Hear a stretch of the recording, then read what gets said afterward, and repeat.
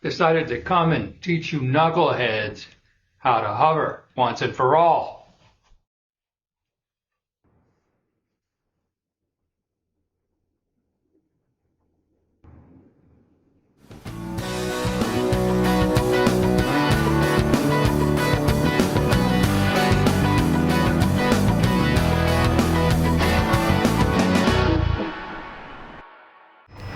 Welcome to my channel, fellow rotorheads.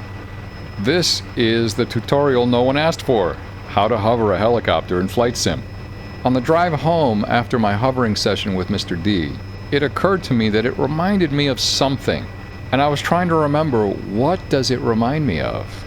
This wobbling hand motion on the cyclic, what does that remind me of? And then it hit me, it reminds me of balancing a bat on my hand. The bat, held upright in the palm or fingers of your hand, is inherently unstable. In order to keep it upright, you have to see which way it's tilting and move your hand under it to rebalance it by undermining or countering the tilt. Ideally, you stay ahead of it. You anticipate and recognize the tilt and work to counter it almost proactively. And you can never balance it perfectly because it is naturally unstable. You can keep it balanced indefinitely unless you lose control. And you can get so good it becomes almost Zen-like. It's similar to a helicopter rotor system. The more tilt the rotor system has, the more it wants to tilt in that direction.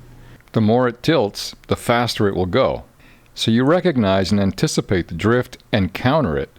Except instead of moving your hand into and under the tilt like the base of the baseball bat, you manipulate the rotor itself, so you move your hand opposite to the drift to nudge it away from that direction, like guiding a wayward puppy on a leash. Every drift it wants to take, you nudge in the opposite direction, never letting it get away from you, never overcorrecting, and ideally reaching a Zen oneness with the system to keep it perfectly balanced for as long as possible. In the same way that I keep my eyes on the top of the bat to detect which way it wants to move and quickly counteract it, keep your eyes on the horizon as the reference point for how the helicopter is moving to quickly counteract its new drift inclination. I'm not sure exactly why this seems to work, but keeping your eyes on a stable horizon in front while the body of the helicopter tilts and shifts seems to allow your brain to more intuitively understand what's happening so it can more quickly and effectively make the required control inputs. Now, while the cyclic is the principal control input for hovering, flying a helicopter is a four-limb experience. You're literally an air drummer. With wind gusts, circulating air, side currents, and so on, your overall lift and yaw are affected, so you must maintain both altitude and directional stability using the collective and pedals.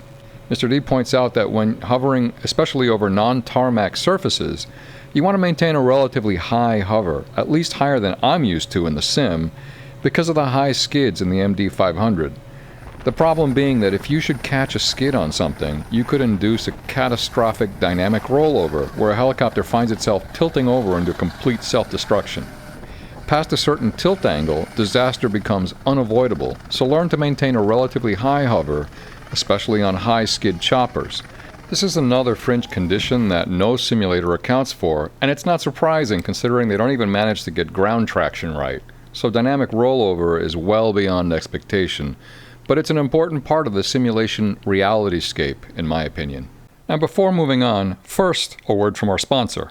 Just kidding, there's no sponsor. I wanted to touch on a controversial or disputed issue, even in my own mind. My joystick had the embedded springs, as most do, and I used it this way with the DCS Huey for a long time. I used the trim controls to center the joystick, but I had trouble with it. It seemed like the trim setting would freeze the control sometimes, and I'd end up a smoldering wreck. I finally capitulated and removed the springs, and I felt it took my skills to the next level. I was no longer fighting the joystick and the software, but finally flying as the helicopter needed me to, with full, unimpeded control range.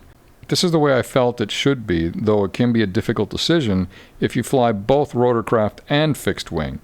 Improving your helicopter experience could come at the expense of your fixed wing experience if you indulge that area of aviation as well. But recently I had an interesting experience in the real MD-500. I was flying at cruise, and I was pushing hard on the cyclic to maintain altitude, hard enough that it was actually starting to hurt my arm. And I thought to myself, well look, You've been working out for years now. You're going to have to suck it up, Buttercup. But then I remembered that Mr. D said to feel free to use the trim controls. That's what they're there for. So I did. And wow, did it make an incredible difference. Suddenly, the aircraft was completely trimmed out and like a baby in my hands. You could fly it with the tip of your finger. So one could legitimately ask themselves, is it more accurate and realistic to leave the springs in and use the trim, or to take them out? And my answer would be a mix of both. I think the trim is a royal pain in the aspiration to learn to fly because it complicates the sense of what the helicopter is natively doing. Meaning if you're fighting the joystick, that's impeding your intuitive learning and understanding how to manipulate the control based on what the helicopter is doing at any given time. If you take the springs out and learn what it actually wants to do and commit that to mind and body, you could conceivably put the springs back in to create a more realistic, real-world experience, because I have to say, the force the actual MD was putting on my hand was pretty substantial, not unlike holding a stiff spring in position. But in my opinion, to learn to hover in the sim, you're definitely making it harder for yourself if you're either fighting the springs or jacking with trim controls, because number one, that's a distraction, and number two, it's impeding your understanding of the natural cyclic control in all flight regimes. Before I demonstrate what I'm doing, set your weather to clear, which implies calm. You don't need to be battling wind when practicing your hovering skills. Second tip, rest your arm or wrist on your thigh when you're manipulating the joystick. Helicopters are a very sensitive aircraft which need the precision of surgeon hands, which is achieved with your hand, not your arm. I put a little fruit sticker on the top of the joystick so you can more easily track its movement while I'm demonstrating the hover. I think for the sake of showing control movement, I'll start with what I think might be the most difficult to hover chopper I have, the rotorway jet exec. Actually, the Schweitzer is more difficult, but that's such a weird bird, I don't think it would suit for this purpose. I saw a video of someone's first flight in the jet exec, and he was really manhandling it, and it reminded me of my intro flight in an actual R-22 when the flight instructor said to me I was really stirring the pot. I don't know why that's the typical response for a first-time flyer, but typically there's too much input. Is the jet exec hard to control? Definitely yes, per that pilot's experience and mine in the sim. Two-blade helicopters seem to have a response lag, which takes some time getting used to. If you're out of sync with it, you're going to make the wobbling worse. So it's better to control with slow, deliberate motions and let the helicopter catch up with its response, even if it seems out of control. You may wander away a little bit, but that's okay, let it wander. Just make the correction and hold until the helicopter catches up. Now, I'm not used to the jet exec, and honestly, I don't want to be, as it might throw off my MD500 feel, which is more important to me. So you'll see me struggle a bit with this takeoff. Thankfully, we're not demonstrating takeoffs, but you can see how I fight a bit to keep it stable. I'll also add that I don't think this model Fly-Inside's jet exec could be too accurate, as it seems to stick to the tarmac until it decides to rocket off all of a sudden. I don't think helicopters do this, so something's not quite right and it does catch you by surprise. Now, in keeping with the balanced bat analogy, notice how when the helicopter tilts to the right, indicated by the horizon tilting to the left, I move the joystick to the left to counteract the tilt, and vice versa. This is also true of any forward or backward motion, counteracting the inclination to move in any direction with opposite cyclic movement. I'm not showing the collective or pedals here because though I am using them, it's only the very slightest movements that wouldn't be noticed on camera.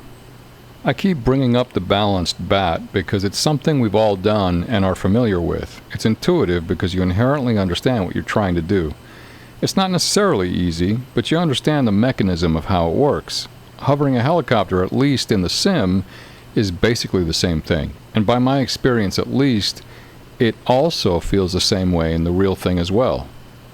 I'll let you watch this for a couple of minutes, kind of zoning out watching both the horizon and the cyclic move in relation to each other to get a sense of how they play together and why the balanced bat analogy makes sense.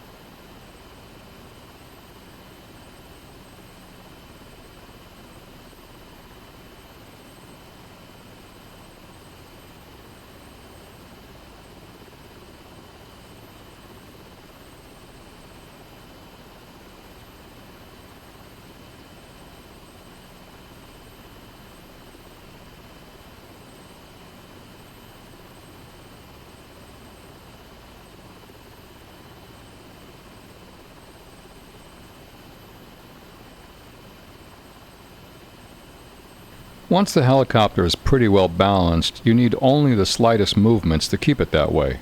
By comparison, let's take a look at the most responsive helicopter I have in my stable, the MD-500. You'll notice right off the bat, so to speak, I need very little input to control it. There's no lag in the MD-500. You command and it responds, so there's very little lag wander.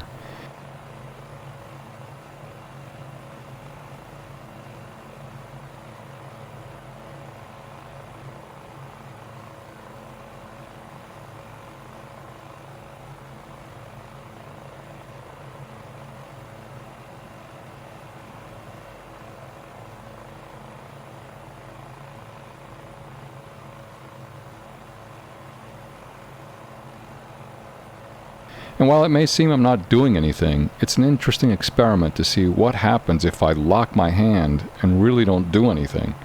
It only takes seconds to careen out of control. Did this demonstration help? Does it make more sense?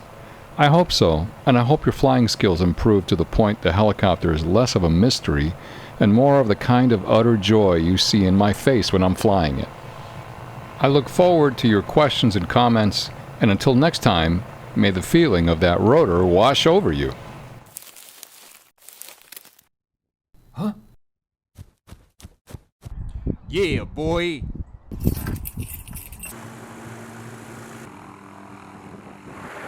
Yeah, boy.